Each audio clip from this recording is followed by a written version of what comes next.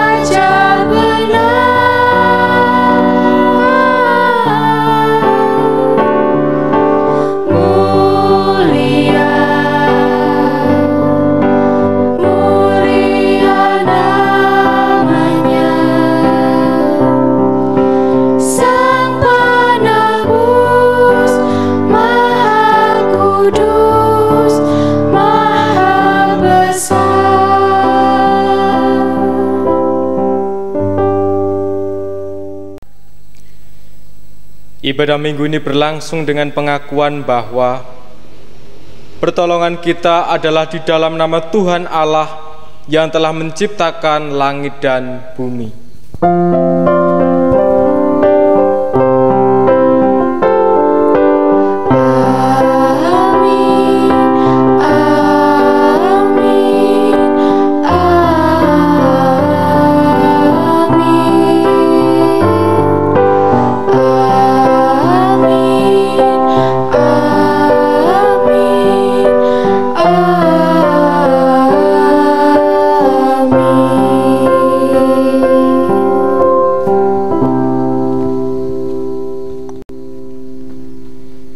Kasih karunia dan damai sejahtera dari Allah Bapa kita dan dari Tuhan Yesus Kristus turunlah kiranya pada kita sekalian. Amin. Jemaat Tuhan, perjalanan kehidupan terkadang membuat kita lelah dan putus asa. Sering kita menyerah menghadapi tekanan, menghadapi besarnya tanggung jawab dan segala persoalan hidup. Namun Tuhan mengingatkan kepada kita bahwa Dialah sang sumber kekuatan. Kita diminta untuk datang kepadanya karena Dia sendirilah yang akan memberikan kelegaan bagi kita. Ulangan 31 ayat yang ke-6. Kuatkanlah dan teguhkanlah hatimu, janganlah takut dan janganlah gemetar karena mereka, sebab Tuhan Allahmu, Dialah yang berjalan menyertai engkau. Ia tidak akan membiarkan engkau dan tidak akan meninggalkan engkau. Nyanyian jemaat, Tuhan pasti sanggup.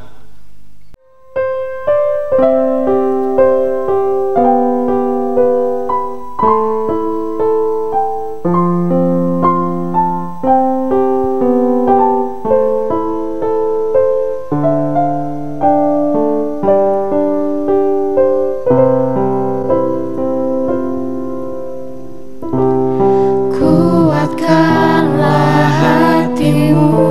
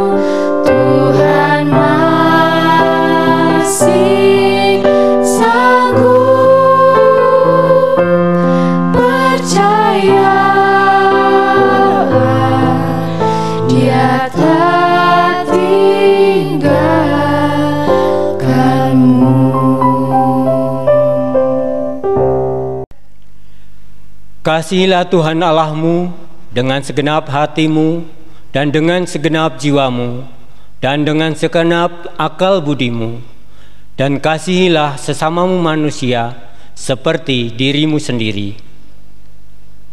Sungguh, dasar kehidupan yang luar biasa yang diajarkan Tuhan Yesus kepada kita.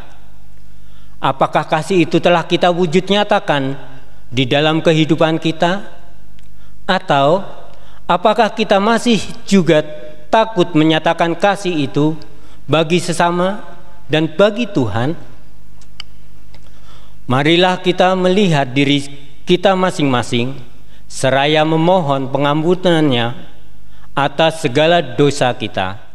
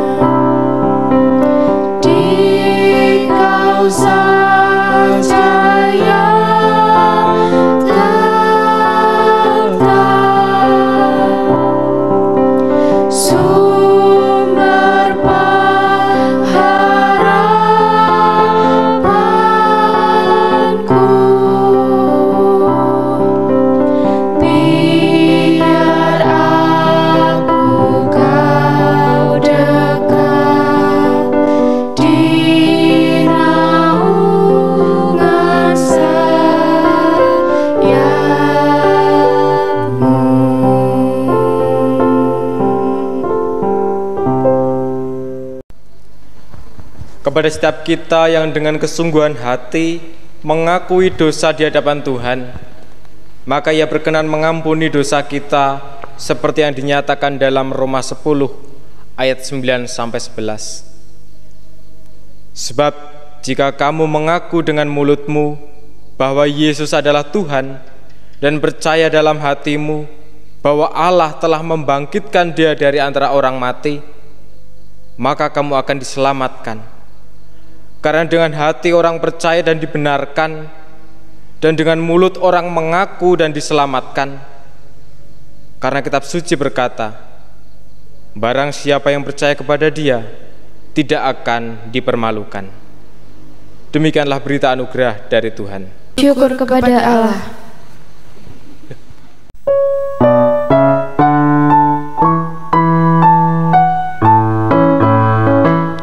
Bersukacitalah selalu, tunjukkan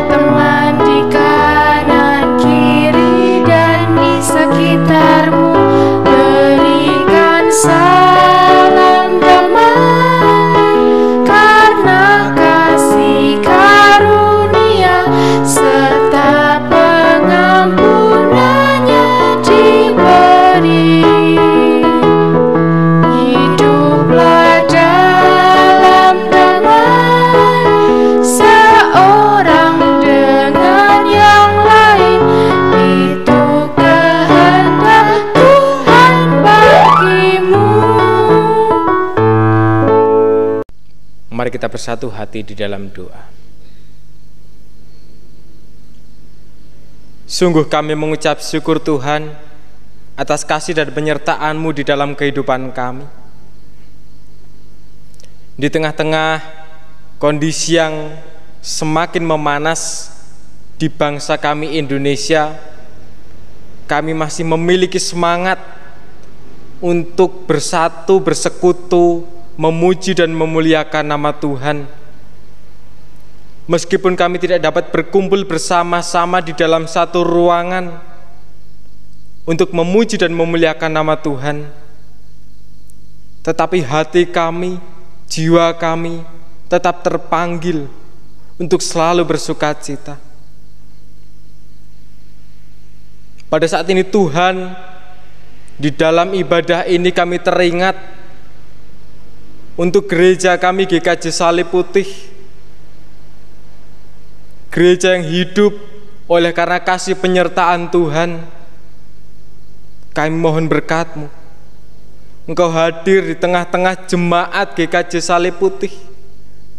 Engkau curahkan berkat di dalam setiap jemaat, sehingga ada sukacita yang boleh selalu dinyatakan di dalam setiap perilaku kehidupannya.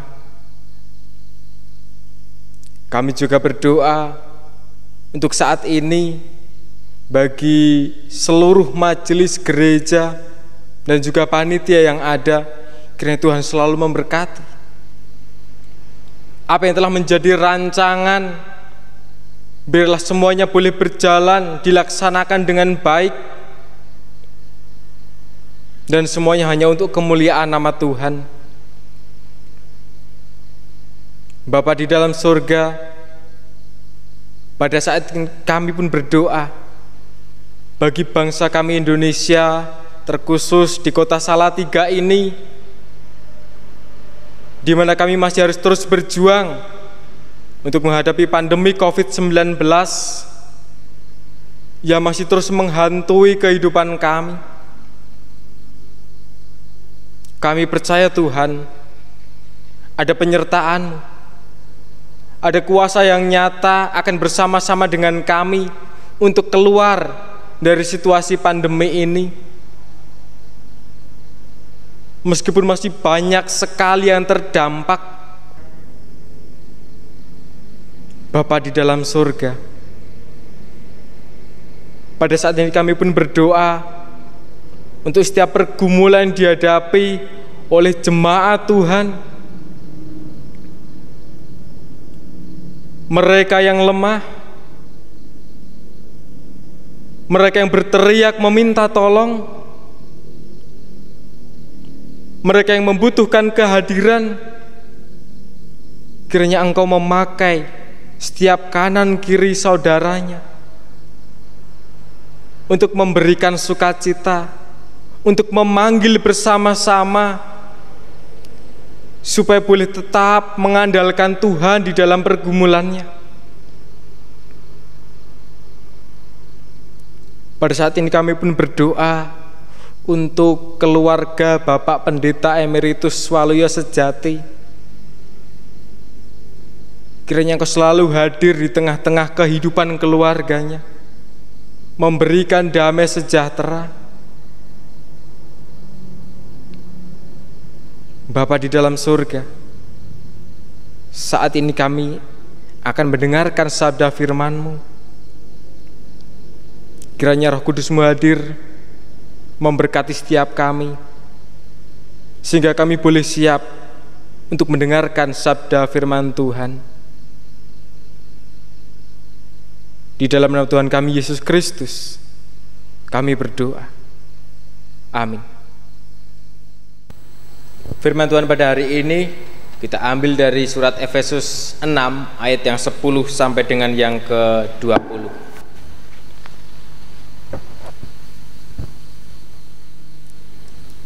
Akhirnya hendaklah kamu kuat di dalam Tuhan, di dalam kekuatan kuasa-Nya. Kenakanlah seluruh perlengkapan senjata Allah, supaya kamu dapat bertahan melawan tipu muslihat iblis. Karena perjuangan kita bukanlah melawan darah dan daging, tetapi melawan pemerintah-pemerintah, melawan penguasa-penguasa, melawan penghulu-penghulu dunia yang gelap ini, melawan roh-roh jahat di udara. Sebab itu, ambillah seluruh perlengkapan senjata Allah, supaya kamu dapat mengadakan perlawanan pada hari yang jahat itu dan tetap berdiri sesudah kamu menyelesaikan segala sesuatu. Jadi berdirilah tegap, berikat pinggangkan kebenaran, dan berbaju zirahkan keadilan. Kakimu berkasutkan kerelaan untuk memberitakan Injil damai sejahtera. Dan segala keadaan pergunakanlah perisai iman, sebab dengan perisai itu kamu akan dapat memadamkan semua panah api dari si jahat. Dan terimalah ketopong keselamatan dan pedang roh, yaitu firman Allah. Dalam segala doa dan permohonan, berdoalah setiap waktu di dalam roh, dan berjaga-jagalah di dalam hatimu itu dengan permohonan yang tak putus-putusnya untuk segala orang kudus, juga untuk aku, supaya kepadaku, jika aku membuka mulutku, dikaruniakan perkataan yang benar, agar dengan keberanian aku memberitakan rahasia Injil yang kulayani sebagai utusan yang dipenjarakan. Berdoalah supaya dengan keberanian aku menyatakannya sebagaimana seharusnya aku berbicara. Demikianlah Injil Yesus Kristus. Yang berbahagia ialah mereka yang mendengarkan firman Tuhan dan memeliharanya. Haleluya. Haleluya, haleluya, haleluya, haleluya, haleluya, haleluya.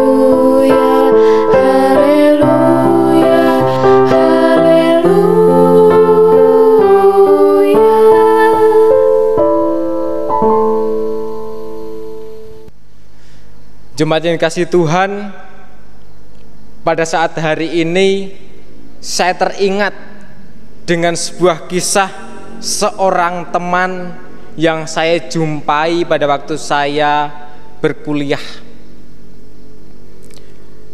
Seorang teman ini begitu menyukai tanaman hias, dan tanaman yang ia sukai adalah bunga mawar, seperti yang sudah saya persiapkan ini. Mengapa dia begitu menyukai bunga mawar? Sebab sejak kecil dia selalu memperhatikan sang ibu yang merawat bunga mawar di halaman rumahnya.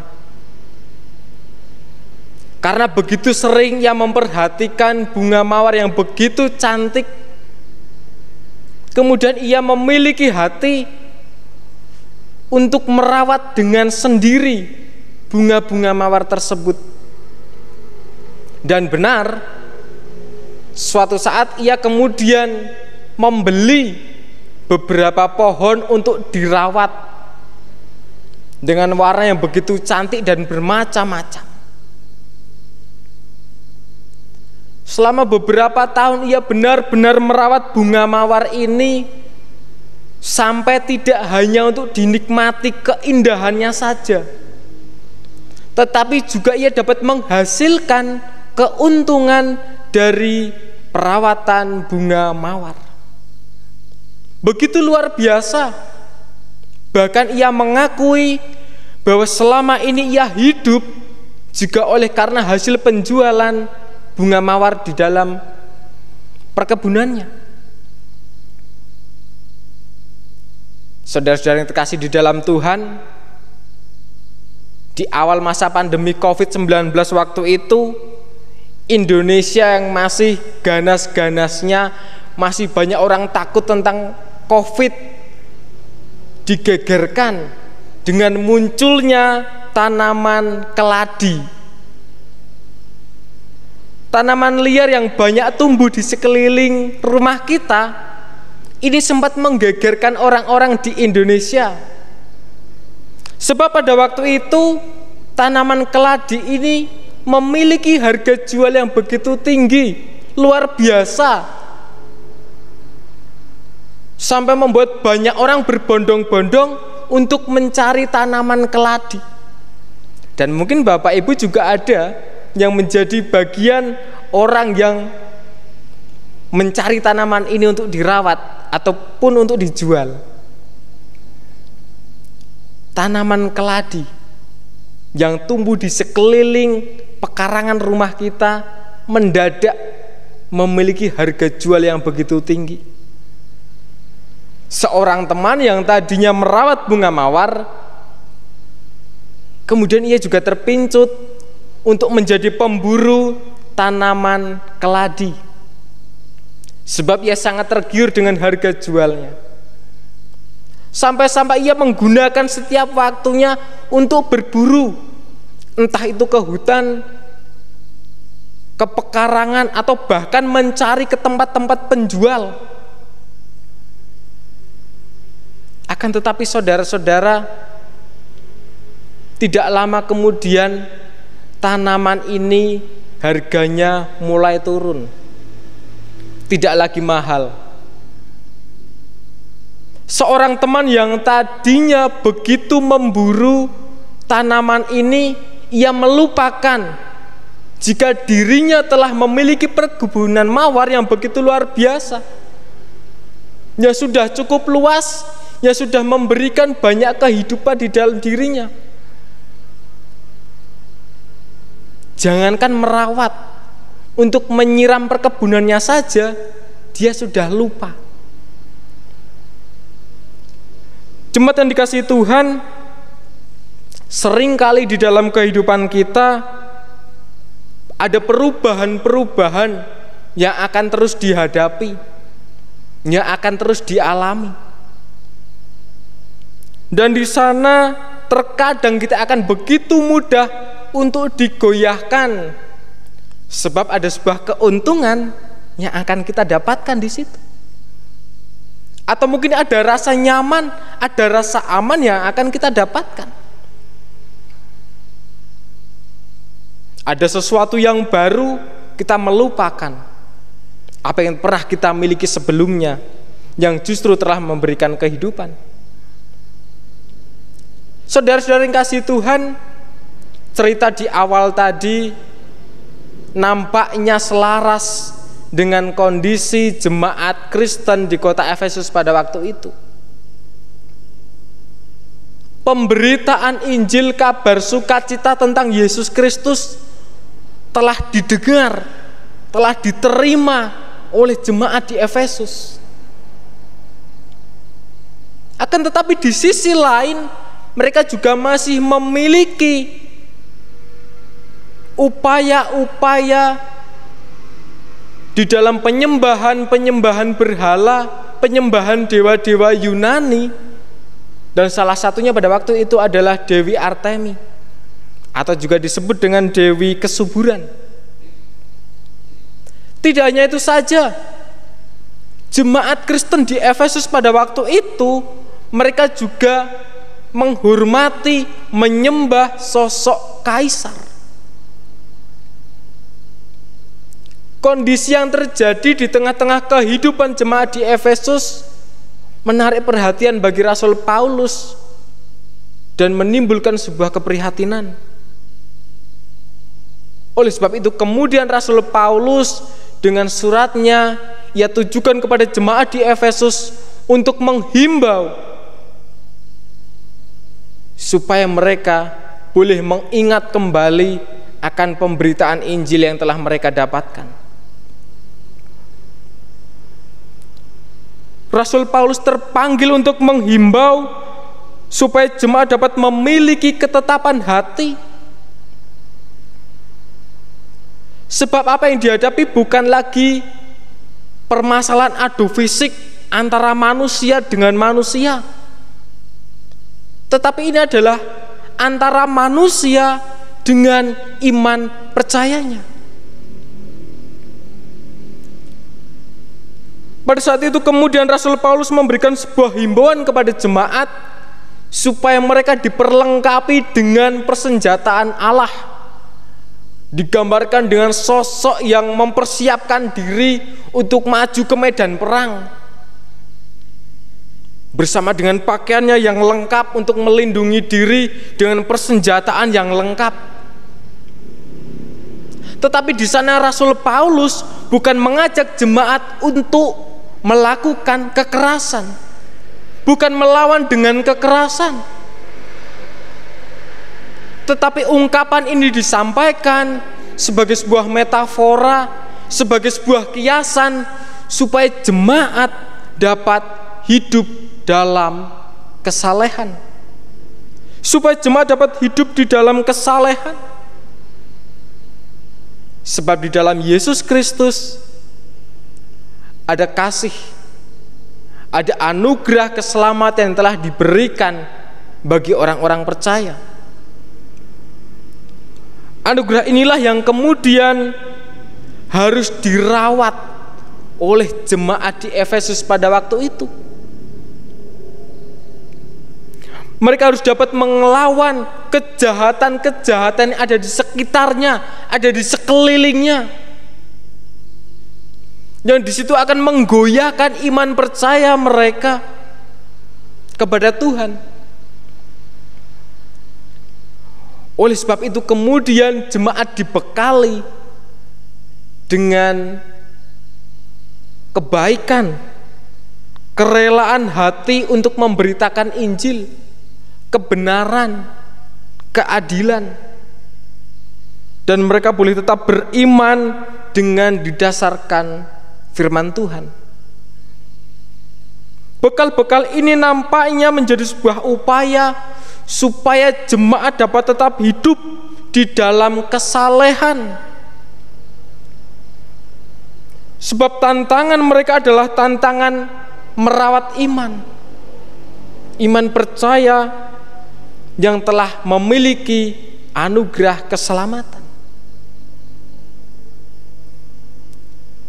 Namun saudara-saudara, apakah kemudian panggilan hidup untuk menjadi orang yang saleh hanya menjadi milik orang Efesus pada waktu itu? Jemaat yang dikasihi Tuhan, di dalam kehidupan kita banyak sekali kejahatan-kejahatan terjadi. Bahkan mungkin tanpa sadar kita sendiri adalah pelaku kejahatan-kejahatan tersebut. Tanpa sadar kita memanfaatkan kemampuan orang lain untuk kepentingan kita pribadi. Tanpa sadar kita memanfaatkan kemampuan kita sendiri untuk memakai orang lain, untuk mengolok-olok orang lain. Dan kadang tanpa sadar kitalah pelaku kejahatan tersebut. Ketika kejahatan itu kemudian dilakukan di dalam diri kita, itu artinya kita membuka kesempatan kepada iblis untuk menghancurkan diri kita melalui tindakan kita sendiri. Disinilah kemudian ada kuasa iblis yang bekerja di dalam hati orang-orang percaya, merasuk di dalam pikiran, di dalam hatinya untuk hidup dalam kegelapan. Pada saat kejahatan-kejahatan itu kemudian kita ciptakan dari dalam diri kita sendiri, jangan pernah lupakan bahwa ada anugerah keselamatan yang telah menetap di dalam hati kita. Anugerah keselamatan ini harus kita rawat, harus kita jaga. Oleh sebab itu saudara-saudara, panggilan hidup di dalam kesalehan menjadi panggilan kita sebagai orang percaya kepada Yesus Kristus yang telah memberikan keselamatan bagi kita. Tetapi pertanyaannya adalah bagaimana kita dapat mewujudkan hidup di dalam kesalehan itu?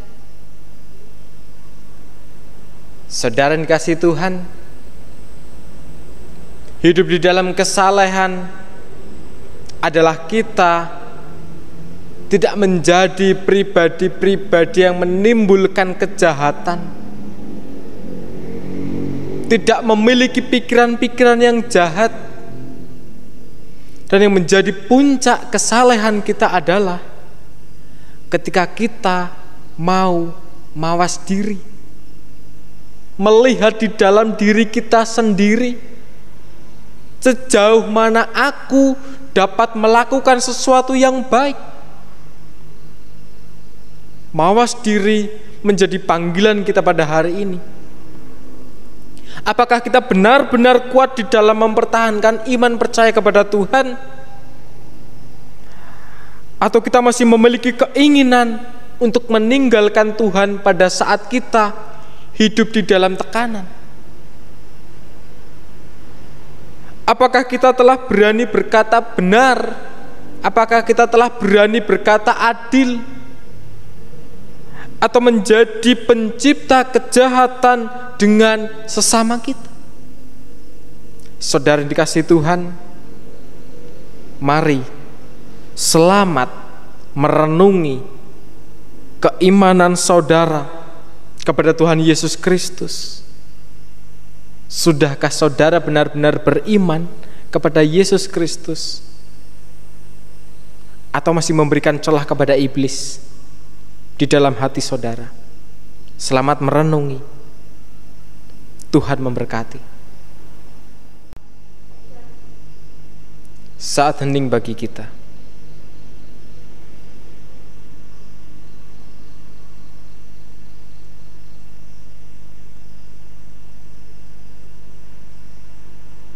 Amin. Marilah kita bersyukur atas kasih setia Tuhan dalam kehidupan kita. Rasa syukur ini akan kita wujudkan dalam bentuk persembahan. Seraya memberikan persembahan, marilah kita mengingat firman Tuhan dari 1 Tesalonika 5 ayat 16 sampai 18. Bersukacitalah senantiasa, tetaplah berdoa, mengucap syukurlah dalam segala hal, sebab itulah yang dikehendaki Allah di dalam Kristus Yesus bagi kamu.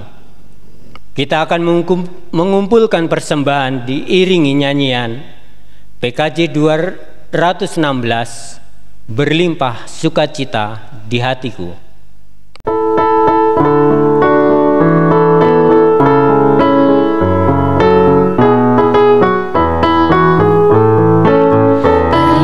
Sukacita di hatiku, di hatiku, di hatiku, berlimpah sukacita di hatiku, tetap di hatiku. Aku bersyukur, bersukacita, kasih Tuhan diam di dalamku. Aku bersyukur, bersukacita, kasih Tuhan diam di dalamku.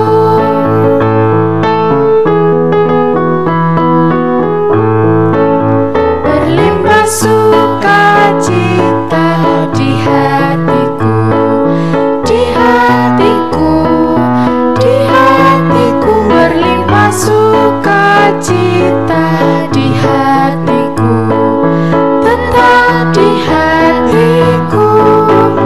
Aku bersyukur, bersukacita, kasih Tuhan diam di dalamku. Aku bersyukur, bersukacita, kasih Tuhan diam di dalamku. Mari kita serahkan persembahan ini dengan kita berdoa. Terima kasih Tuhan atas segala kebaikan dan kemurahan di dalam setiap kehidupan kami, sehingga saat ini kami boleh menerima kebenaran firman-Mu yang senantiasa memberikan kekuatan baru bagi kami, sehingga kami boleh memelihara kehidupan kami untuk kemuliaan-Mu dan menjaga keselamatan kami karena kasih-Mu. Terima kasih Tuhan. Kami berdoa untuk persembahan yang kami berikan kepadamu, biarlah Engkau berkati sehingga persembahan ini menjadi alat kemuliaan bagi nama-Mu.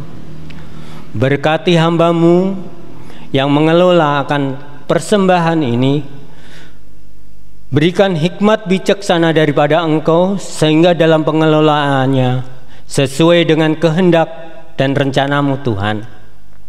Terima kasih Bapa, terima kasih Yesus. Kami berdoa di dalam nama Tuhan Yesus yang telah mengajar kami berdoa. Bapa kami yang di surga, dikuduskanlah nama-Mu, datanglah kerajaan-Mu, jadilah kehendak-Mu di bumi seperti di surga.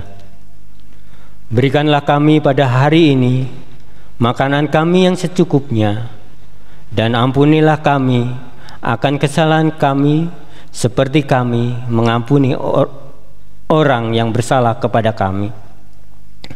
Dan janganlah membawa kami ke dalam pencobaan, tetapi lepaskanlah kami daripada yang jahat, karena Engkaulah yang empunya kerajaan dan kuasa dan kemuliaan sampai selama-lamanya. Amin. Marilah kita memperbaharui iman percaya kita dengan bersama-sama mengucapkan pengakuan iman rasuli yang demikian. Aku percaya kepada Allah Bapa yang Maha Kuasa, Khalik langit dan bumi, dan kepada Yesus Kristus, Anaknya yang tunggal, Tuhan kita, yang dikandung daripada Roh Kudus, lahir dari anak darah Maria, yang menderita di bawah pemerintahan Pontius Pilatus, disalibkan, mati dan dikuburkan, turun dalam kerajaan maut. Pada hari yang ketiga, bangkit pula dari antara orang mati, naik ke surga, duduk di sebelah kanan Allah Bapa yang Maha Kuasa, dan akan datang dari sana untuk menghakimi orang yang hidup dan yang mati. Aku percaya kepada Roh Kudus, gereja yang kudus dan am, persekutuan orang kudus, pengampunan dosa, kebangkitan daging, dan hidup yang kekal. Kuatlah di dalam Tuhan dan bawalah senantiasa damai sejahtera-Nya. Jadilah saksi Kristus dan terpujilah Tuhan sekarang sampai selama-lamanya. Kini tunduklah dan terimalah berkat Tuhan. Tuhan menguatkan kita dan melimpahkan berkat-Nya sepanjang hidup yang kita jalani. Tuhan tidak akan berpaling dari kita karena Dia adalah setia. Kiranya Yesus Kristus sang sumber kekuatan memberikan damai sejahtera-Nya bagi kita semua. Amin.